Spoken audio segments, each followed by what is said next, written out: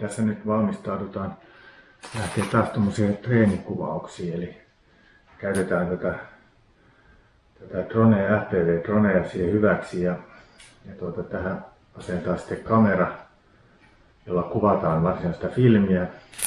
Ja sitten tänne tietysti pitää asentaa aina sopiva akku tähän droneen, että riittää sitten potkua. Ja tässä tapauksessa tässä droneessa tuo akku on tässä droneen pohjassa, niin silloin saadaan tuo kamera tuohon ylös helpommin kiinni.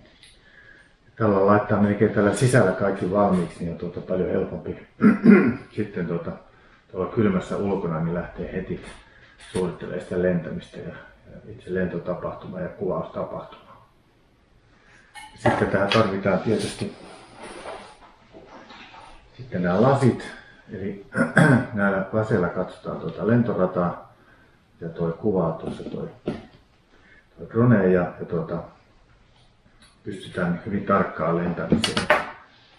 Sitten tarvitaan tietysti myös tämä ohjaalaite, millä ohjataan dronea, eli kaasua ja erilaisia liikkeratoja sillä ajetaan, eli käytetään tämmöistä. Tämä on hyvin edullinen ja halpa, mutta kuitenkin ihan toimiva radiovastaanotin.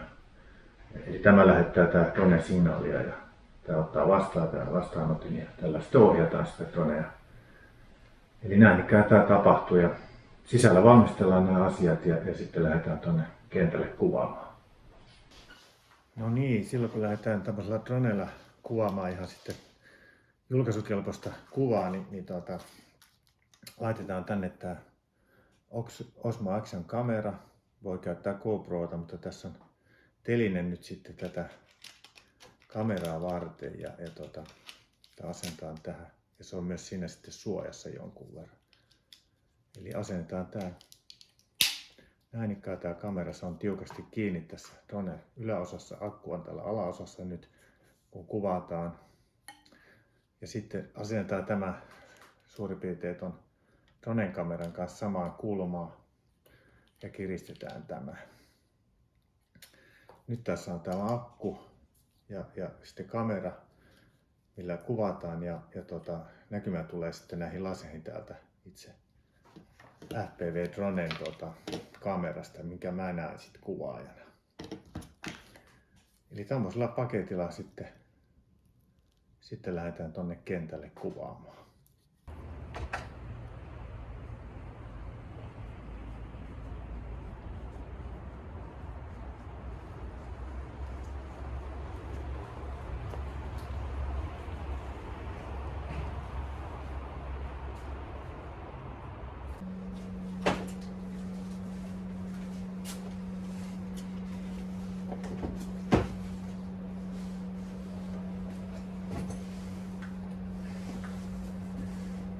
Sinne vaan droneet autoon ja laukku mukaan ja ei muuta kuin kohti kuvauspaikkaa.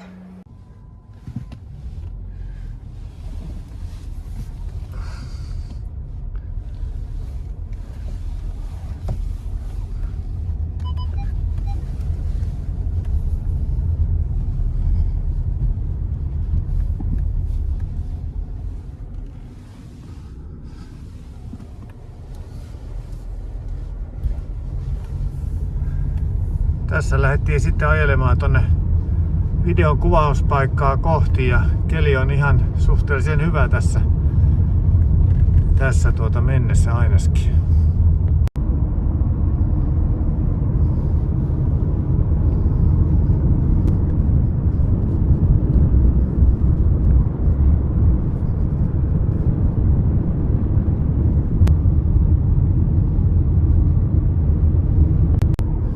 Tässä nyt mennään sinne kuvauspaikalle autolla ja keli näyttää tosi hyvältä ja ei tuule ja pakkasta on ehkä 1-2 astetta, mutta se ei haittaa, että kun on lämpöisesti päällä.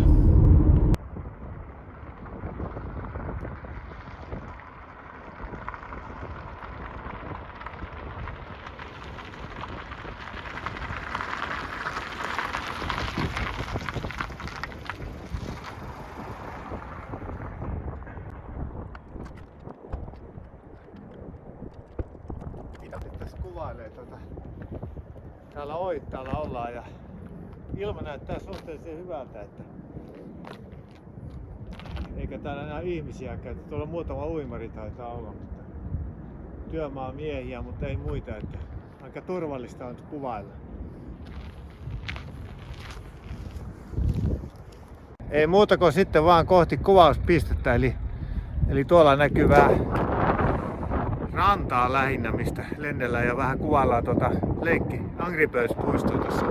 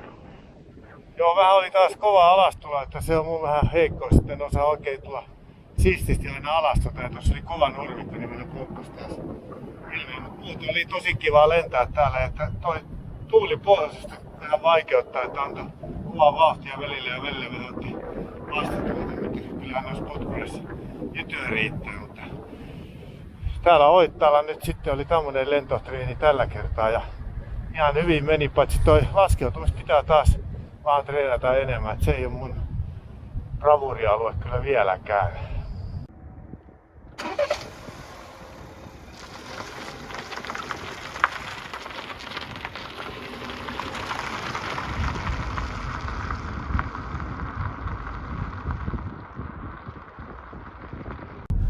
Tosissaan lähdetään nyt sitten editoimispisteeseen eli kotiin ja pyritään tekemään tästä mahdollisimman hyvä video, että jos siellä jotain on vielä, niin kuvailen sitten siellä editointipöydästä jotain tälle videolle, mutta katsotaan nyt mitä siihen sitten koostuu. Mutta olipa mukava taas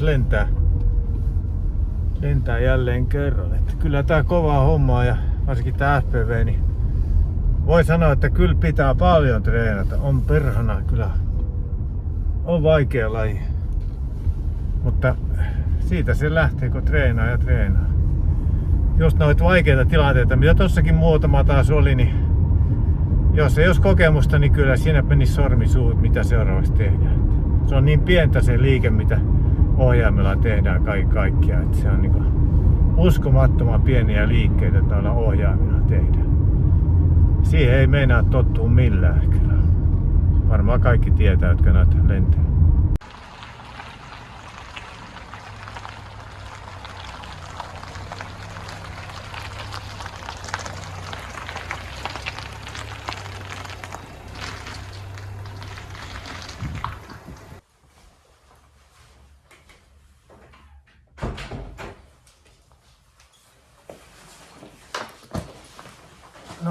nyt on kuvauskeikka tehty ja dronekin on ehjä ja kamerat on ehjä ja kaikki on ehjä. Nyt vaan täällä aina tämmönen varusteiden tsekkaus ja tässä on aina kuvauskeikan jälkeen, että onko kaikki laitteet kunnossa ja ensimmäisenä pitää laittaa ne akut lataukseen.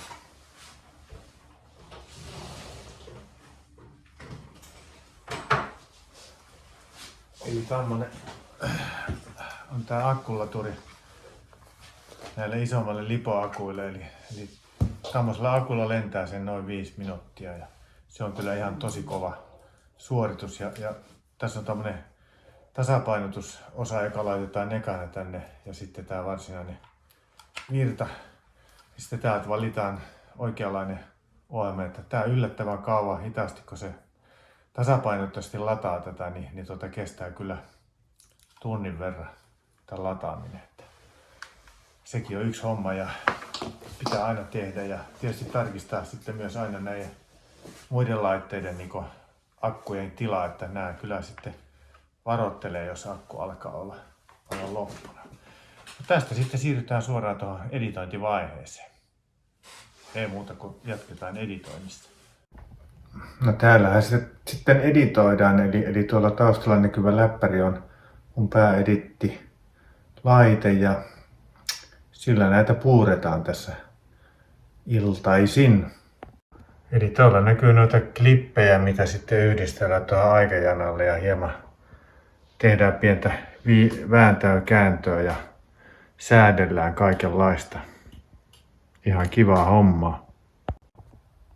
Kiitos paljon kun katsoit tämän videon. Tässä oli yksi esimerkki siitä kuinka tuommoinen drone-treeni tehdään. Eli ajetaan paikan päälle jonnekin ja kuvaillaan, lennellään ja treenataan ja joitain temppuja.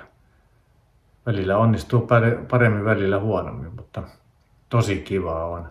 Kannattaa kokeilla. Kiitos vielä kun katsoit tämän videon.